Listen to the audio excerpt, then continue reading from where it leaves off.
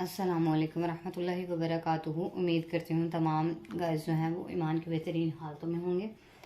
सबसे पहले वेलकम करती हूँ आपको AZN ऑनलाइन इंस्टीट्यूट में, जिसकी जानिब से हम लोग आपको यानी कि प्रोवाइड कर रहे हैं यहाँ पे इंग्लिश स्पोकन कोर्स, वो भी बिल्कुल फ्री ऑफ कॉस्ट।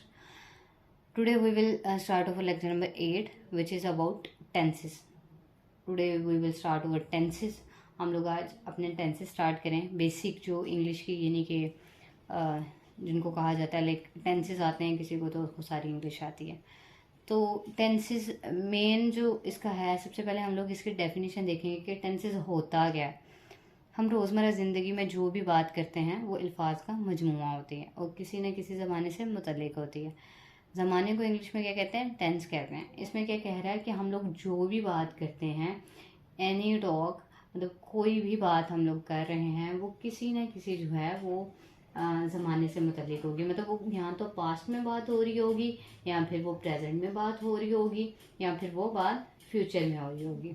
तो जो यानी कि जैसे कि प्रेजेंट है, पास्ट है, फ्यूचर है, तो ये हमारे पास क्या कहलाएंगे? इसको हम लोग बोलते हैं कि ये टेंसेस हैं हमारे पास। अब मेजर जो काइंड्स हैं इसकी काइंड्स वो हमारे पास आ रही हैं। हमारे पास इसकी जो काइंड्स आ रही हैं वो हैं प्रेजेंट, पास्ट, फ्यूचर। अब हमारे पास सबसे पहले टेंस है जैसा कि है वो है प्रेजेंट टेंस। अब प्रेजेंट टेंस की हर इसमें 3 टेंसेस हैं मेजर, और 3 टेंसेस के आगे हमारे पास चार उसकी टाइप्स हैं। जैसे प्रेजेंट टेंस है, इसकी 4 टाइप्स कौन सी हैं? Present indefinite, present continuous, present perfect continuous. अच्छा, आज हम लोग जो जिस काइंड के बारे में बात करेंगे, हम लोग प्रेजेंट इंडेफिनिट के बारे में बात करेंगे। मतलब सिंपल टेंस जो है प्रेजेंट का, यानी कि इस ये जो हमारे पास ज़माना होता है, ये टेंस होता है, ये होता है हाल का, मतलब प्रेजेंट का होता है। ठीक है, तो आज हम लोग जो इस स्टडी करेंगे वो हम लोग प्रेजेंट टेंस जो है वो सीखेंगे। Now we will start our lecture about tenses. सबसे पहला मेरे पास यहाँ पे टेंस जो है वो हमारे पास है प्रेजेंट इंडेफिनिट टेंस। इसको उर्दू में क्या बोलते हैं? इसको बोलते हैं फेल हाल मुतलिक। अच्छा, सबसे पहले इसकी डेफिनेशन है, मैंने उर्दू में यहाँ पे राइट की हुई है। ऐसा फेल जिसमें किसी काम का करना, होना या सहना मौजूदा ज़माने में मुतलिक अंदाज में पाया जाए। यानी ये तो मुतलिक अंदाज का वो क्या मतलब है इसका, कि अगर यानी ये तो मालूम हो कि काम मौजूदा ज़माने का है, लेकिन इसके शुरू होने और जारी रहने और ख़त्म होने का इल्म ना हो।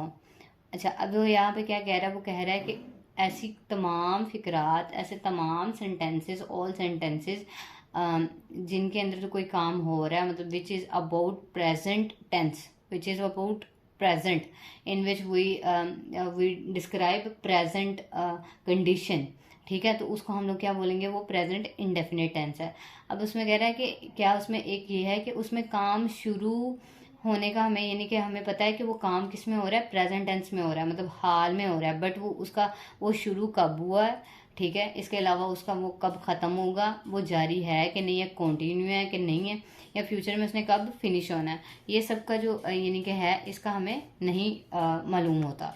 तो बेसिकली इसको क्या कहते हैं? प्रेजेंट इंडेफिनिट टेंस कहते हैं। सबसे पहले इसकी हम लोग पहचान कर लेते हैं कि उर्दू में हमें कैसे पता चलता है, कोई भी फिक्रे लिखे हुए हैं हमारे पास, सेंटेंसेस आ रहे हैं, तो हमें कैसे पता चलेगा कि ये जो टेंसेस लिखे हुए हैं ये प्रेजेंट के हैं, पास्ट के हैं या फ्यूचर के हैं।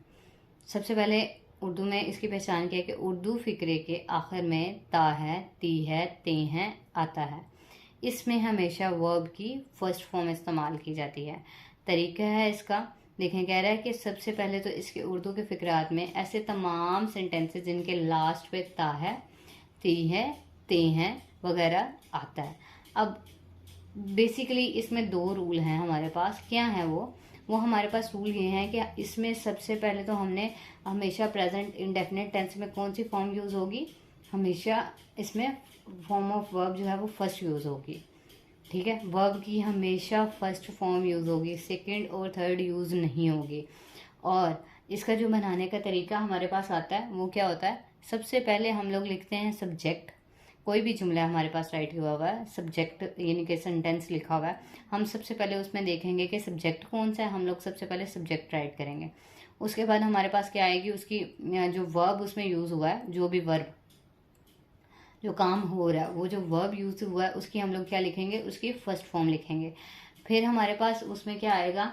हमने हेल्पिंग वर्ब उसमें एस या ई एस का इजाफा करना है, मतलब वर्ब की फर्स्ट फॉर्म जो है उसके साथ एस या ई एस का इजाफा करना है। वो कहाँ पे कैसे कैसे करना है वो आपको आगे बताया जाएगा नेक्स्ट इंशाल्लाह।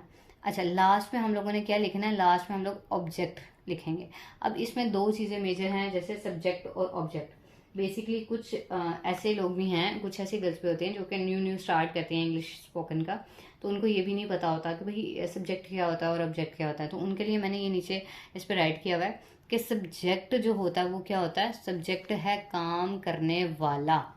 लाइक मैं स्कूल जाती हूँ, यानी कि मैं जो हूँ, जो काम कर रही है, जो इंसान, जो ह्यूमन काम कर रहा है, उसको क्या बोलेंगे हम लोग, उसको बोलेंगे कि ये सब्जेक्ट है। इसके अलावा जो हमारे पास वर्ब की फर्स्ट फॉर्म है वो तो आपको पता है, जो कि जाना, जैसे जाना जो काम, ये हमारे पास वर्ब हो रहा है जाना। और इसमें यानी कि गो आएगा, वेंट आएगा, गोन आएगा। तो जैसा कि मैंने आपको बताया इसमें हमेशा वर्ब की फर्स्ट फॉर्म यूज होती है। आई गो, आगे एस या ई एस का इजाफा है, तो यहाँ पे हम लोग एस या ई एस का इजाफा नहीं कर रहे। और ऑब्जेक्ट क्या है हमारे पास, स्कूल, मतलब मैं स्कूल जाती हूँ। ये हमारे पास प्रेजेंट टेंस है। हमें कैसे पता चला ये प्रेजेंट टेंस है, ये हमें पता चला ती है से, मतलब मैं स्कूल जाती हूँ ती हूँ से। ठीक है, तो ऑब्जेक्ट किसे कहते हैं, जिस पर काम हो रहा होता है, या जिस पे काम हो रहा हो। मतलब कि स्कूल, मैं स्कूल जा रही हूँ ना, स्कूल पे काम हो रहा है, तो वो हमारे पास क्या कहलाएगा, उसको मैं बोलूंगी कि ये सब्जेक्ट है। इसके अलावा एक और इसके एग्जाम्पल से आपको समझाने की कोशिश करती हूँ। मेरे पास यहाँ पे एक एग्जाम्पल है इसकी एक एग्जाम्पल है, ये देखें यहाँ पे एग्जाम्पल है इसकी कि पागल कुत्ता काटता है। ठीक है, तो पागल कुत्ता काटता है जो है हमारे पास, वो क्या है, एग्जाम्पल है इसकी कि द मैड डॉग बाइट्स। अब यहाँ पे बाइट्स क्यों आया है, ठीक है, अब मैं इसको आपको अगले लेक्चर में इसका समझाऊंगी कि ये हमारे पास जो है ईट ई एस इसके बाद क्यों आया। बेसिकली आपको इतना कंफर्म हो गया होगा कि प्रेजेंट सिंपल जो टेंस है वो हमारे पास क्या आता है। अब द मैड डॉग मतलब पागल कुत्ता काटता है, पागल कुत्ता है तो उसको मैड डॉग बोलेंगे, और काटने की इंग्लिश क्या होती है, बाइट आती है, तो द मैड डॉग बाइट्स।